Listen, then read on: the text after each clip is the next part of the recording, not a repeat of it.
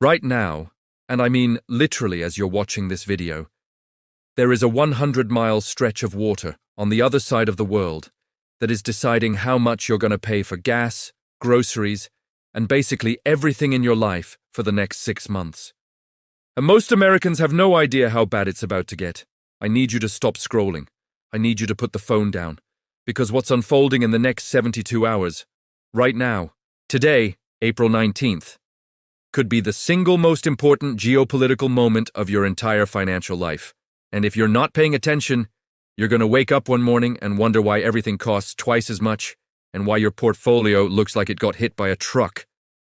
I've spent the last 48 hours going through CNN, BBC, Al Jazeera, CNBC, Morgan Stanley's latest reports, and classified-level expert analysis, and what I'm about to tell you is not being covered the way it should be. So stay with me, because I'm going to break down exactly what's happening, what experts are saying comes next, and most importantly, what this means for your money. Let's go. Okay. So here's the deal. You've probably heard about the Iran war. US and Israel launched strikes back on February 28, 2026. They took out Iran's supreme leader Khamenei on day one. And what followed was 40 straight days of missile strikes, drone attacks, and one of the most terrifying economic weapons any country has ever pulled out. Iran shut down the Strait of Hormuz. Now look, most people hear Strait of Hormuz, and they think, okay, that's somewhere far away, not my problem. Wrong, dead wrong. That 100-mile waterway is where roughly 20% of the entire the world's oil supply passes through every single day. Think about that. 1/5 of the world's oil, gone, blocked, just like that. The International Energy Agency, and these are serious people, not fearmongers, called this the greatest global energy security challenge in history. Not since the 1970s oil crisis has the world seen a supply disruption this big. And here's what nobody is telling you clearly enough. We are still in the middle of it. Right now, here's what happened in the last 24 hours. Pay attention, because this moves fast. Iran briefly reopened the strait yesterday. Ships started moving. 9 vessels made it through. Markets started to breathe. People thought, okay, maybe we're heading toward a deal. Maybe the ceasefire holds. Then, boom, Iran slammed it shut again. Iran says it is once again shutting down the Strait of Hormuz, blaming the US for what it's calling breaches of trust during the ongoing ceasefire. CNN. And it gets messier. Trump says Iran has committed a serious violation of the ceasefire, but says a peace deal will happen one way or another, the nice way or the hard way, while renewing his threat to, quote, blow up Iran. Al Jazeera. Meanwhile, Iran's official state media is saying Tehran has not agreed to participate in a second round of talks with the US, even after Trump announced he was sending a delegation to Pakistan. Al Jazeera. So we've got Trump threatening Iran closing the strait again, peace talks apparently falling apart before they even started, and a ceasefire that expires in 3 days, April 22nd, with no deal in sight. This is not a ceasefire. This is a ticking clock. Now let me give you some perspective on how we even got here, because context matters. The US and Israel were able to eliminate a large number of Iranian commanders and leaders on the very first day of the war through a joint deception operation, making Iran believe strikes were not imminent, while preparations were actually fully advanced. Wikipedia. It was a masterclass in military deception, and it worked. But here's the thing. Even though Iran got hit hard, they still have an ace up their sleeve. The Strait. And they've been using it like a weapon. Iran's parliament speaker is claiming progress in negotiations with Americans, but the reality on the ground tells a very different story. Wikipedia. Iran's Supreme National Security Council doubled down on several demands, including extended control over the Strait of Hormuz, saying Iran is determined to exercise supervision and control over transit through the Strait of Hormuz until the definitive end of the war, and realization of lasting peace in the region. Wikipedia. Let me translate that for you. Iran wants to be the permanent gatekeeper of 20% of the world's oil supply. That is an enormous ask. That's not a negotiating chip. That's a fundamental reshaping of global power. And here's where experts are saying this could go. And none of the options are particularly pretty. I went through analysis from the Atlantic Council, the Center for Strategic and International Studies, CSIS, and pulled quotes directly from former diplomats, former Navy rear admirals, and former intelligence officers. Here's what they're saying. Daniel Freed, former US ambassador, Atlantic Council fellow, says Iran may have actually gained leverage in this conflict by threatening merchant oil vessels. Iran is now demanding that vessels notify its military before sailing through the Strait of Hormuz.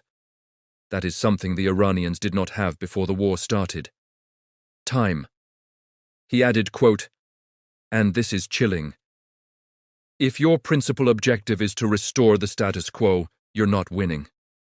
That's a former senior U.S. diplomat saying America is not winning this. Former Navy Rear Admiral Mark Montgomery says there are likely to be a lot of contentious moments in the follow-on discussions on the ceasefire. Time and CSIS, one of the most respected think tanks in Washington, put out analysis just days ago saying, a fragile ceasefire masks a far more dangerous reality. Iran's nuclear ambitions unresolved, Lebanon destabilized, terrorism risks rising, and a shadow war between Israel and Iran poised to reignite at any moment. Center for Strategic and International Studies. A shadow war poised to reignite. That's not CNN hype. That's the Center for Strategic and International Studies. Now let's talk about what nobody on your timeline is talking about. The insider trading angle. Because this is where it gets absolutely wild. A Financial Times investigation found that $580 million bets on falling oil prices were placed just 15 minutes before Trump published a statement on postponing attacks on Iran. Then, a second suspicious series of bets worth $950 million appeared on April 7th, again just before Trump announced a 2-week ceasefire. And then a third series of bets, $750 million worth, happened on April 17th, just 20 minutes before Iran's foreign minister announced the strait was being reopened. Wikipedia 3 separate massive bets. 3 separate instances of someone knowing what was about to happen before the public did. Over $2 billion in suspicious trades, all perfectly timed with major war announcements. The Financial Times is calling for an investigation, and Wall Street insiders are getting very nervous about what this means. Someone at the very top knows things that you and I don't. And they're making money off of it. That should make you angry. That should also make you very focused on understanding the financial picture, because that is something you can actually control. Okay, let's break down exactly what this war is doing to your money. Real numbers, no spin. Brent crude oil prices surged 10 to 13% to around $80 to $82 per barrel in the early days of the conflict. Gas prices hit $4 per gallon by March 31st, a 30% surge driven by the war. Wikipedia, the University of Michigan Consumer Sentiment Survey, showed sentiment at a record low, numbers going all the way back to the 1950s, through multiple wars, 9/11, the global financial crisis, and COVID, all-time low, right now, today. CNBC. LNG spot prices in Asia increased by over 140% after Iran hit Qatar's LNG complex in March, causing a 17% reduction in Qatar's liquefied natural gas production capacity, damage estimated to require 3 to 5 years to fully repair. Wikipedia, let that sink in. 3 to 5 years, this isn't a blip. This is structural damage to global energy supply chains. And here's the Fed angle, because your mortgage, your car payment, your savings account, all of this connects. Goldman Sachs economists said the spike in oil prices and increased uncertainty have kept the Fed firmly in wait-and-see mode. They're now forecasting rate cuts may not come until September at the earliest, with some market pricing suggesting no cuts until at least mid-2027. CNBC. You were hoping for rate cuts this year? The war just pushed that back, potentially by a year. Now here's where Morgan Stanley and Charles Schwab, 2 institutions that manage trillions of dollars, are telling their clients to prepare. Morgan Stanley says military escalation could lead to higher U.S. defense outlays and larger deficits, putting upward pressure on long-term bond yields, a potential headwind to both equity and fixed-income assets. Morgan Stanley. But they also note that markets have historically posted gains during wartime, including double-digit increases during both Gulf Wars 3 and 6 months after onset, led by the defense sector. Morgan Stanley. So here's what that means for you practically. Defense stocks, Lockheed, Raytheon, Northrop Grumman, are being watched very closely right now. Morgan Stanley is recommending investors consider increasing exposure to themes like defense, security, aerospace, and industrial resilience, where government spending can drive multi-year demand. Morgan Stanley Charles Schwab laid out 3 scenarios for where this goes. The moderate case, a sustained wind-down in military operations with gradual normalization of energy flows, oil prices remaining elevated through the second quarter. The adverse case, military operations fade, but limited strikes continue to impair global energy infrastructure, keeping prices elevated into the second half of 2026, potentially causing economic stagnation in Europe and Asia.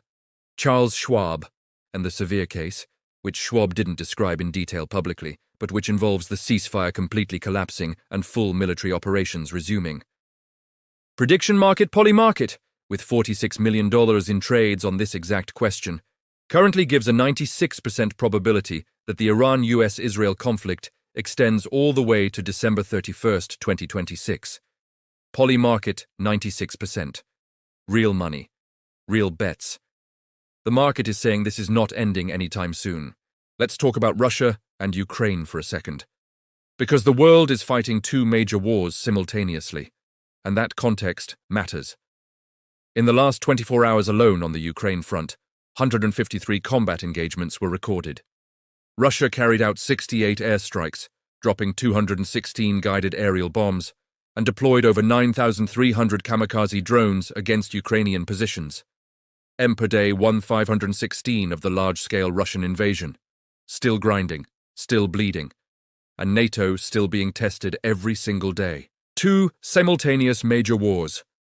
US resources and attention stretched thin, and a ceasefire in Iran that expires in 3 days with no deal on the table. This is the world we're living in right now, and your financial decisions need to account for this reality. So, what do experts actually think happens next? Look, nobody has a crystal ball, but here are the 3 realistic scenarios being discussed at the highest levels of foreign policy right now. Scenario 1. The ceasefire gets extended. Iran and the US come back to the table in Islamabad under Pakistani mediation. It's slow, it's messy, talks keep stalling. But another fragile truce gets signed. Oil prices stay elevated but don't spike dramatically. Markets remain volatile but don't crash. This is probably the best case. And even the best case isn't good for your wallet in the short term. Scenario 2. The ceasefire collapses on April 22nd. Iran keeps the strait closed. Trump follows through on his threats. CNBC reported that oil executives were warning that if the Strait of Hormuz wasn't reopened by mid-April, oil supply disruptions would get significantly worse, with few tools left for the US or other governments to keep energy prices from rising dramatically. CNBC.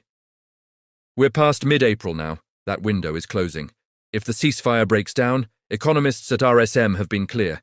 The key threshold is $125 per barrel of West Texas. Intermediate crude. That's the point at which it becomes more of an economic problem. CNBC, we're at $91 right now. That's the cliff edge they're watching. Scenario 3.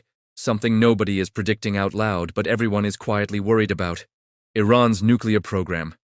Iran's parliament speaker literally said the US would obtain Iran's stockpile of highly enriched uranium one way or another, warning it could come in a much more unfriendly form if negotiations fail. Wikipedia, that's a nuclear threat. Subtle, maybe, but it's there. And on top of all of this, CSIS is warning that even if the military conflict dies down, a shadow war between Israel and Iran is poised to reignite at any moment, with Iran's nuclear ambitions still completely unresolved. Center for Strategic and International Studies. There is no clean ending to this. There is no scenario where you wake up next Monday and everything is normal. The question is just how bad it gets, and how prepared you are. Here's what I want you to actually take away from this. Number 1, watch the strait every single day. If ships start moving freely again and the ceasefire holds, markets will rally. If the strait closes hard again and diplomacy breaks down, Brace yourself for oil above $100, gas prices climbing past $5, and the Fed potentially hiking rates instead of cutting them to fight inflation. Number 2, know what sector benefits from this chaos. Defense, energy, industrial resilience. These are where institutional money is already moving. I'm not telling you what to buy, talk to your financial advisor, but I'm telling you to understand where the smart money is looking. Number 3. The ceasefire expires April 22nd, 3 days from now. That is your next major inflection point. Whatever announcement comes out of Pakistan in the next 72 hours will move markets. It will move gas prices. It will move your cost of living. And number 4, stop being passive about your financial decisions in a world that's permanently more dangerous and unstable than it was 2 years ago. Morgan Stanley put it directly. Geopolitical risk is becoming a persistent part of the backdrop, not merely episodic. Investors may need to price in a world where regional blocs and strategic competition drive markets, risk premiums, and asset allocation. Morgan Stanley. That world is here, right now, today. Look, I know this is a lot. I know it's heavy. But the reason I'm telling you all of this isn't to scare you. It's because knowledge is the one thing that actually protects you. When everybody else is panicking, the person with information and a plan is the one who comes out the other side in a better position. The Strait of Hormuz, April 22nd. Watch what happens. And if you want to stay ahead of this, every breaking update, every expert analysis, every financial implication as it unfolds, you know what to do. Hit that subscribe button, because the next 72 hours could genuinely be one of the most pivotal moments in recent American economic history, and you don't want to be the person who missed it. Stay sharp. Stay informed. I'll see you in the next one.